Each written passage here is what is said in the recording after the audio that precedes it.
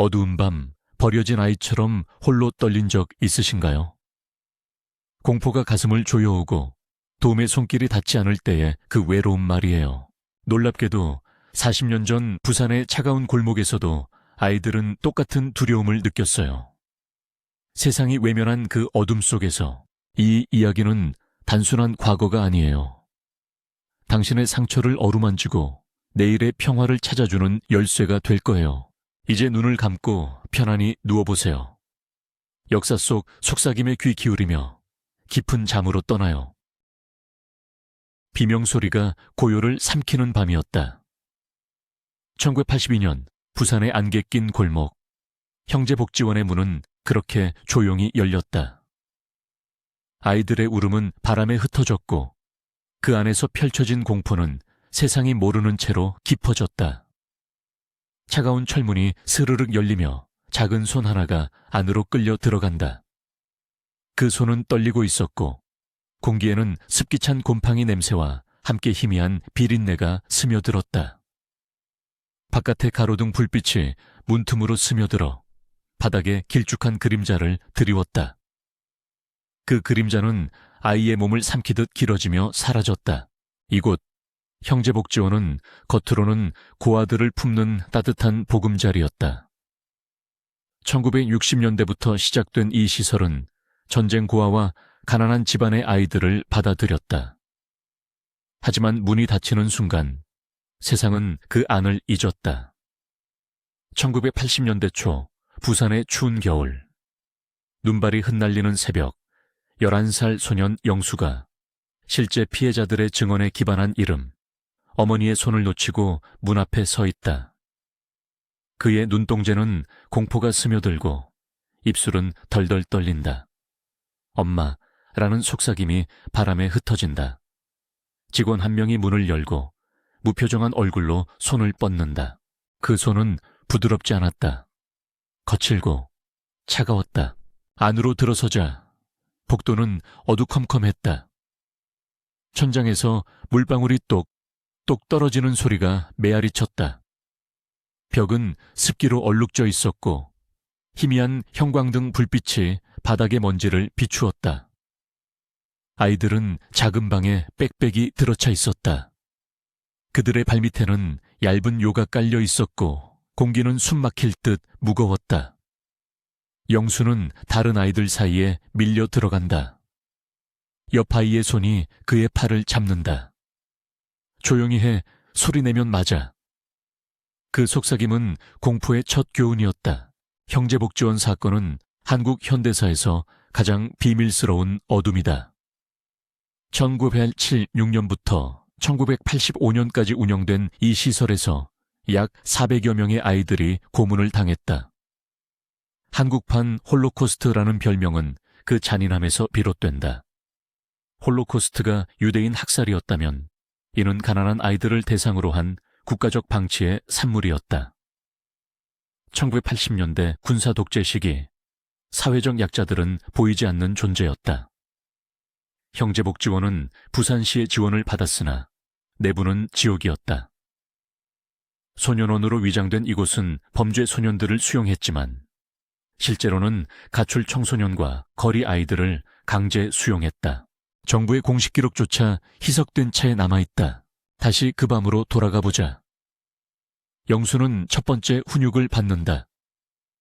직원들은 복지사라 불렸지만 그들은 채찍과 막대기를 들고 서 있었다.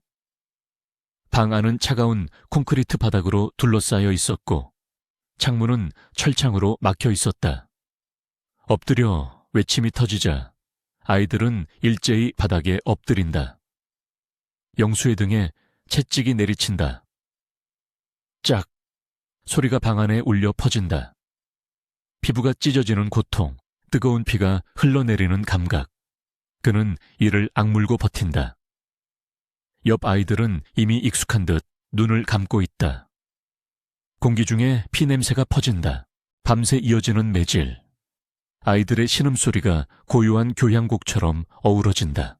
다음 날 아침, 안개가 건물을 감싼다. 창밖으로 부산항의 배 경적이 희미하게 들려온다. 세상은 여전히 평화롭다.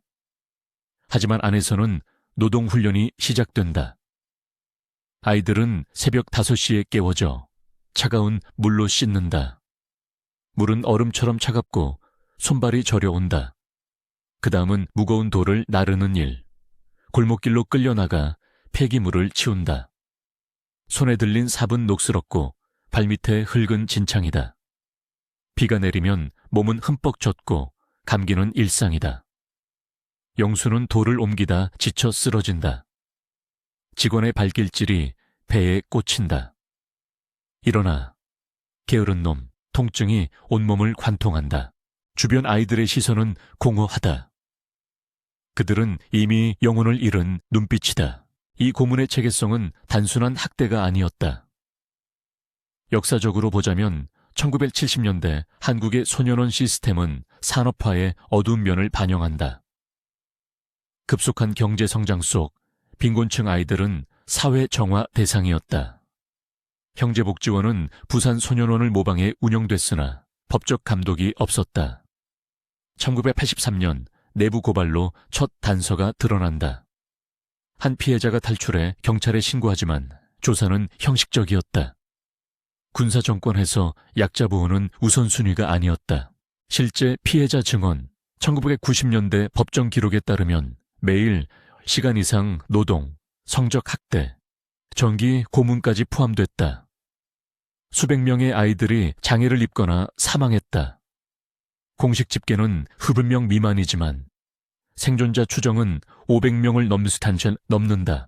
시간이 흘러 또 다른 밤, 영수는 감방에 갇힌다. 그곳은 일평 남짓한 공간. 벽은 시커먼 곰팡이로 뒤덮였다. 문이 닫히면 어둠이 찾아온다. 그는 무릎을 끌어안고 떤다. 밖에서 다른 아이의 비명이 들려온다. 채찍 소리, 울음소리, 직원의 웃음소리. 그 소리는 벽을 뚫고 스며든다. 배고픔이 고통을 더한다. 하루 식사는 썩은 밥 한 공기. 물은 더러운 수도꼭지에서 나온다. 그의 마음속에는 어머니의 얼굴이 떠오른다. 따뜻한 손길, 잊힌 노래. 하지만 현실은 차가운 쇠창살이다. 형제복지원 사건의 실체는 2000년대 들어야 제대로 드러났다. 2007년 특조위 조사로 공식 인정됐다. 원장 박잉은은 무기징역을 선고받았으나 석방됐다. 국가의 책임은 여전히 모호하다. 이는 한국 사회의 잊힌 역사다. 홀로코스트가 나치의 체계적 학살이었다면 이는 자본주의 성장의 희생양이었다. 아이들은 노동력으로 전락했다. 지적 맥락에서 이는 푸코의 징벌론처럼 감옥이 아닌 훈육기관으로 기능한 사례다. 사회를 정화한다는 명목해 약자를 파괴했다. 다시 장면으로. 1984년 여름, 무더운 밤. 영수는 탈출을 시도한다. 철창을 흔들고 문을 두드린다. 하지만 직원들이 달려든다. 그들은 그를 특별 훈련실로 끌고 간다. 그곳은 지하, 습기와 피 냄새가 진동한다. 정의 충격기, 뜨거운 쇠막대. 그의 몸이 경련한다. 비명은 목이 찢어질 듯 터져 나온다. 피가 바닥에 고인다. 차가운 물이 얼굴에 부어진다. 다시는 도망치지 마. 그 목소리는 낮고 위협적이다. 그는 깨달는다. 이곳은 탈출 불가능한 감옥이다. 밖에서는 부산의 거리가 활기차다. 1988년 올림픽 준비로 도시가 빛난다. 하지만 형제복지원의 문은 여전히 닫혀 있다. 아이들의 고통은 바람에 실려 사라진다. 1985년 시설이 폐쇄되기 직전 마지막 피해자들이 풀려난다. 그들은 상처 입은 몸으로 세상에 나선다. 영수는 살아남았지만 그의 눈은 여전히 공허하다. 그 비명은 오늘날까지 메아리 친다. 이 사건은 단순한 과거가 아니다. 한국의 민주화 과정에서 드러난 상처다. 1987년 6월 항쟁이 일어나던 그때 이 아이들의 목소리는 묻혔다. 오늘 생존자들은 목소리를 낸다. 그들의 증언은 우리를 되돌아보게 한다. 고요한 밤, 그 문이 다시 열리는 소리를 상상해 보십시오. 비명이 스며들고 진실이 깨어난다. 이제 눈을 감으시지요. 이 역사는 꿈속에서 조용히 피어나며 깊은 잠으로 이끌 것입니다. 바람소리처럼 고요하게 어둠 속에서 울려 퍼지는 아이들의 속삭임이 채찍 소리보다 더 날카로웠다. 형제복지원의 지하실, 그곳은 낮에는 고요한 침묵으로 가득 차 있었지만 밤이 되면 숨겨진 지옥이 깨어났다. 축축한 벽을 타고 흘러내리는 물방울 소리, 쇠사슬이 바닥을 긁는 금속성 마찰음, 그리고 가끔 터져 나오는 억눌린 흐느낌. 1980년대 부산, 대조동의 이 낡은 건물 아래로 수십 명의 아이들이 갇혀 있었다. 그들은 거리에서 주운 버려진 아이들, 부모의 손을 피해 도망친 아이들, 아니면 그냥 문제아로 낙인 찍힌 평범한 아이들이었다. 하지만 이곳에서 그들은 더 이상 인간이 아니었다. 그들은 실험체가 되었다. 상상해 보십시오. 새벽 5시, 지하실의 문이 삐거덕 열리는 소리. 차가운 공기가 스며들며 곰팡이와 땀 냄새가 코를 찌른다. 아이들은 나무판자에 깔린 얇은 이불 위에서 몸을 웅크리고 있었다.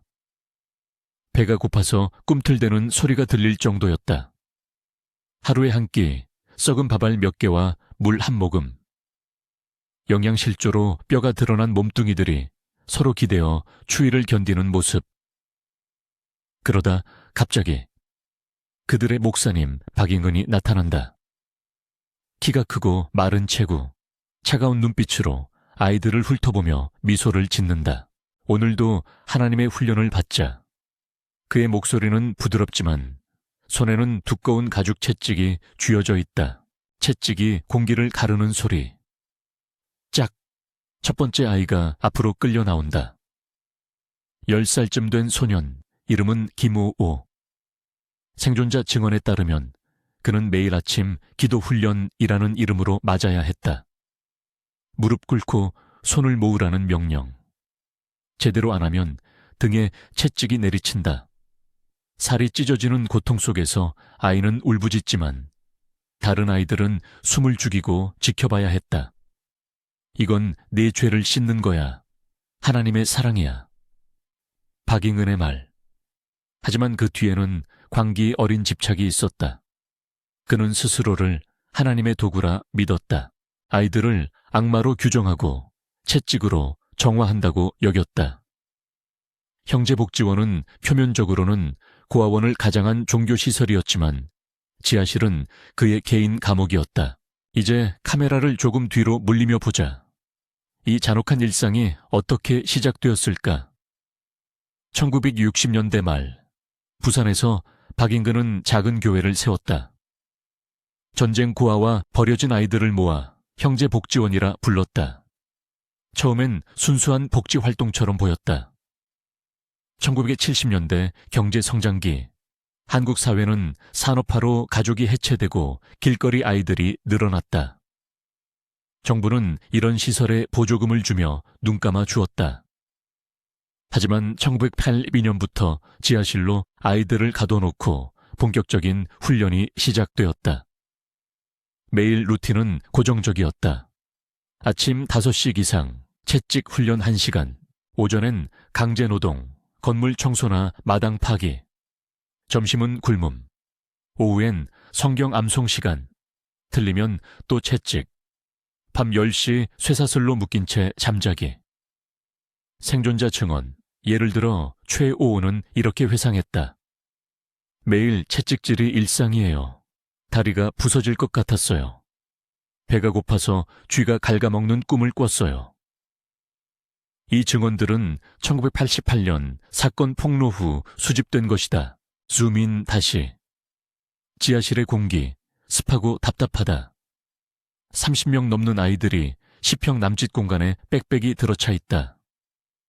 서로의 천으로 겨우 더위를 피하지만 겨울엔 얼음처럼 차갑다. 쇠사슬은 발목에 채워져 화장실조차 2m 방향에서 해결해야 했다. 병이 대신 양동이 하나. 악취가 코를 막는다.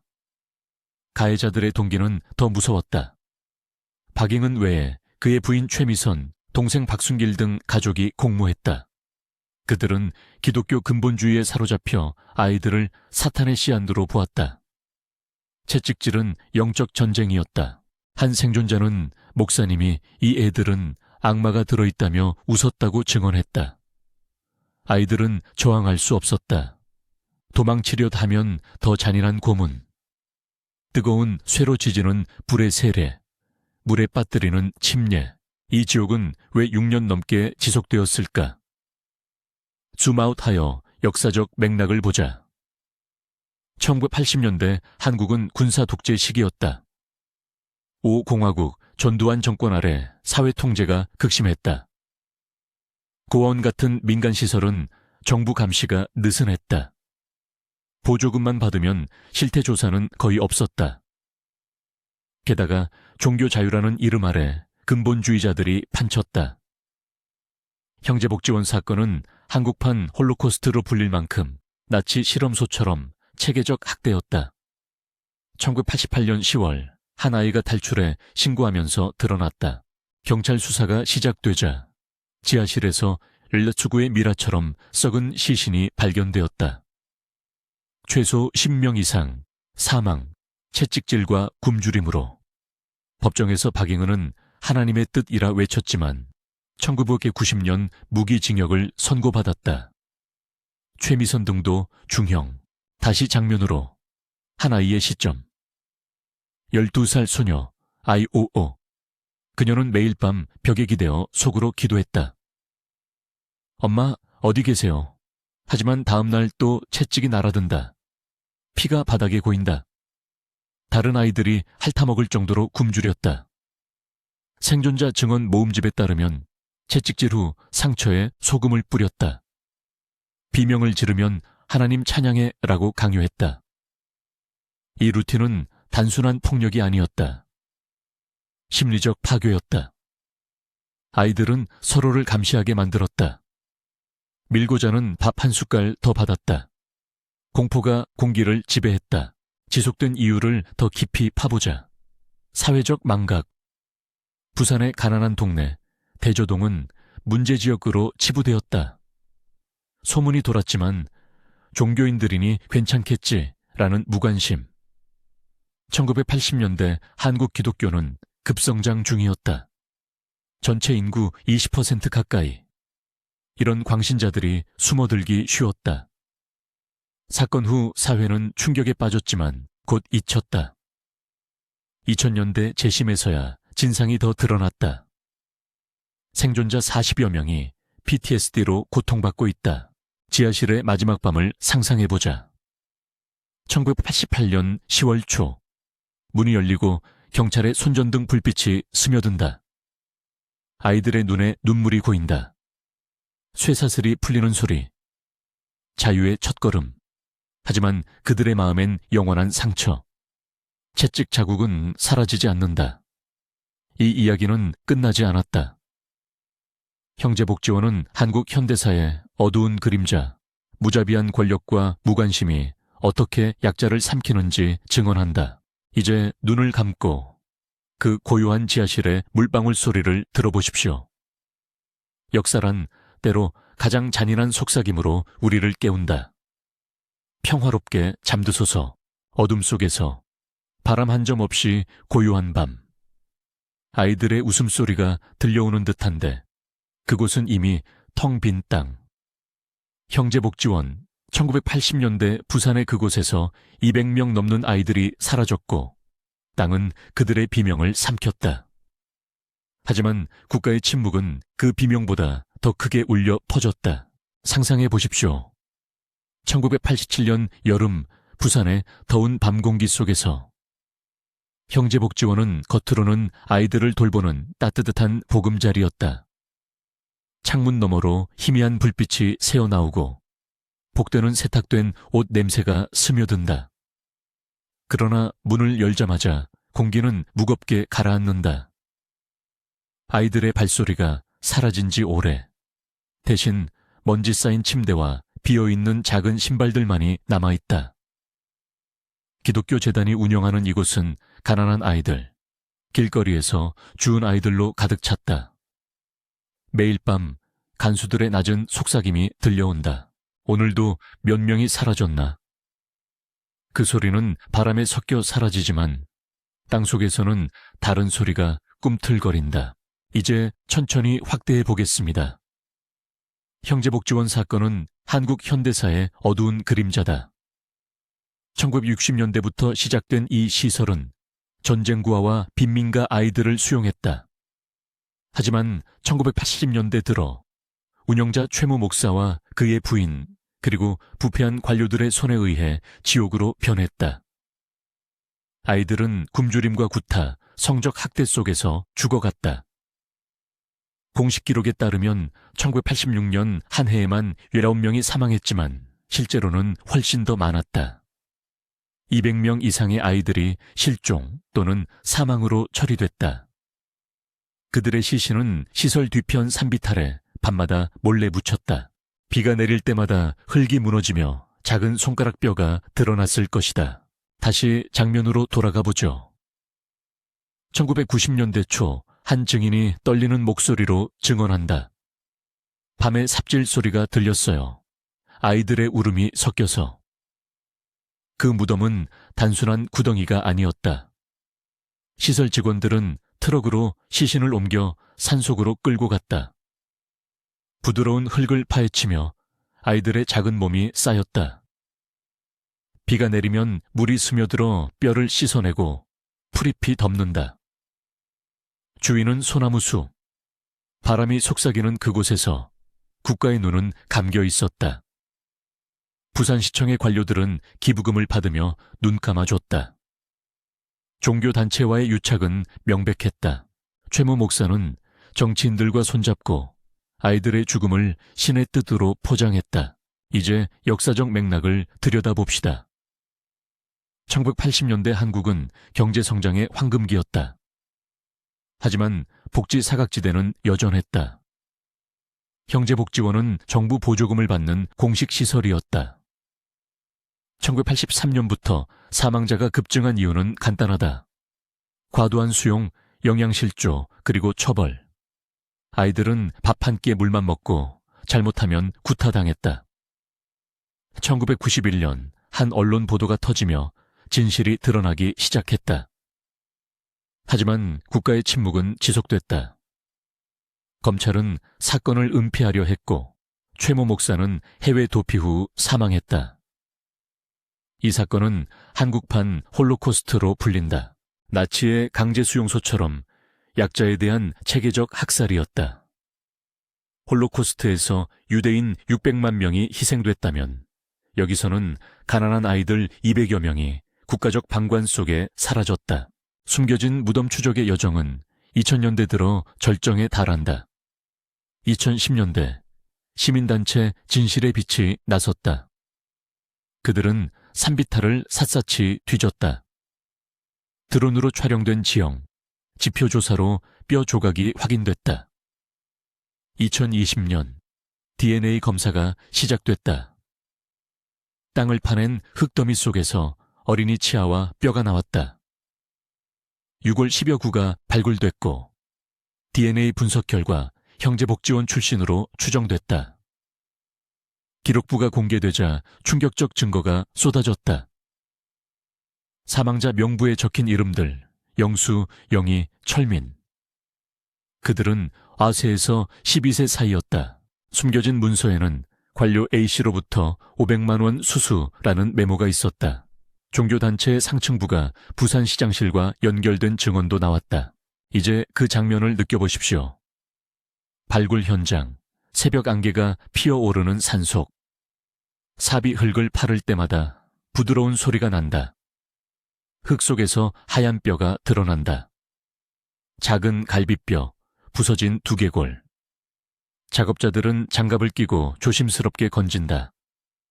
비가 살짝 내리면 뼈에 물방울이 맺히고 바람이 스치며 잊힌 이름이 속삭이는 듯하다. 주변 나무들은 고요히 서 있고 멀리 도시 불빛이 희미하다. 이 순간 희생자들의 이야기가 되살아난다. 영수의 일기 조각. 배고파요. 엄마 어디 계세요? 그 글씨는 희미하지만 진실은 선명하다. 국가의 침묵을 깨는 투쟁은 계속됐다. 2023년 특별법이 제정되며 재수사가 시작됐다. 시민들은 촛불을 들고 시위를 벌였다. 잊힌 아이들을 기억하라. 법정에서 증인들이 울먹이며 증언한다. 아이들의 비명이 아직도 들려요. 이 사건의 의의는 크다. 한국 사회의 구조적 폭력을 드러낸 것이다. 전두환 정권 시절 복지는 미명 아래 학대로 변질됐다. 유사사건, 여수애통 복지시설, 인천 모자원도 잇따랐다. 형제복지원은 그 정점이었다. 홀로코스트 연구자들이 보듯 이런 은폐는 권력의 본능이다. 나치 독일의 아우슈비츠처럼 기록을 지우고 침묵을 강요했다. 다시 밤으로 돌아가 보죠. 무덤 위에 서 있는 지금 바람이 불어온다. 풀이 피스치고 별이 깜빡인다. 아이들의 영혼이 속삭인다.